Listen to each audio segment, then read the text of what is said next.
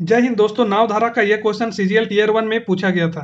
आज हम लोग इसी क्वेश्चन को सॉल्व करते हैं। क्वेश्चन में दिया हुआ था धारा की विपरीत दिशा में 144 किलोमीटर की दूरी तय करने के लिए एक नाविक को 12 घंटे लगते हैं, जबकि उसे धारा की दिशा में उतनी ही दूरी तय करने में केवल 9 घंटे लगते हैं।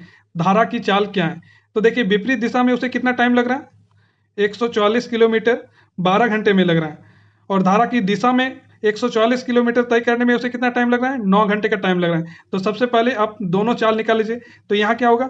12 किलोमीटर प्रति घंटा, और यहाँ पे क्या होगा? 16 किलोमीटर प्रति घंटा।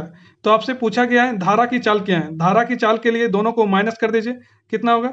4, और 2 से डिवाइड कर दीजिए, यानी 2 किलोमीटर प्रति घंटा चाल हो गया धारा की।